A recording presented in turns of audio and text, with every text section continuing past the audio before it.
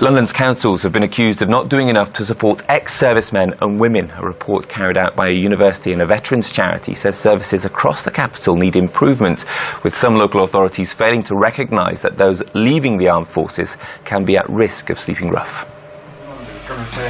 This is Hamish. He was in the army 16 years ago and now lives and works in this housing association in South London. But his journey to get here hasn't been an easy one. Hillingdon Council refused to provide me with the adequate accommodation I needed.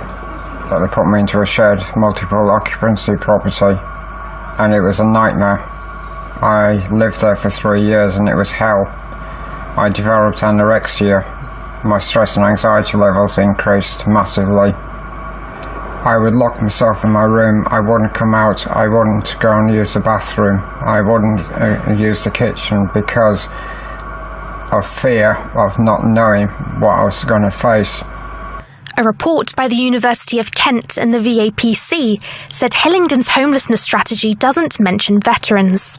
It also said, all local authorities should improve their homelessness strategies, including specific reference to homelessness amongst veterans. There are no accurate figures to suggest how many homeless people there are in London. However, it's thought that around 8,000 slept rough at some point during the last year, and that 3% of rough sleepers across the UK are veterans. The level of demand doesn't come as a surprise to Stoll. We work closely with a number of local authorities, and some are making efforts, but ultimately we need them to ask the question in the first place whether someone is a veteran, and then once they've asked the question, we're simply asking local authorities to have a plan about what to do next.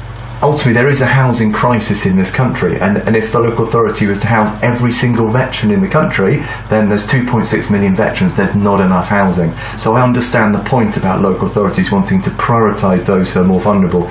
We're not asking local authorities to house every single veteran, we're asking them to make sure they identify them and then make them or pass them on to veterans housing providers, because we've got resource and we can make a difference.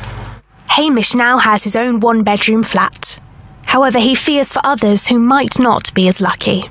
I don't see why we, as veterans, should fight for something we're entitled to. I'm not saying it's a God-given right that we should be given accommodation, but we've done something for this country. Well, Hillingdon Council, who were named in that report, have sent us a statement saying we are committed to supporting all residents, including those in vulnerable groups, to find suitable housing, and we recognise the important role that a safe and affordable housing environment plays in personal health and well-being. It went on to say Hillingdon takes its duty of care to support veterans who find themselves homeless through no fault of their own very seriously, and we pride ourselves on providing accommodation, advice and support to those who need it. There we go. That's what Hillingdon Council had to say.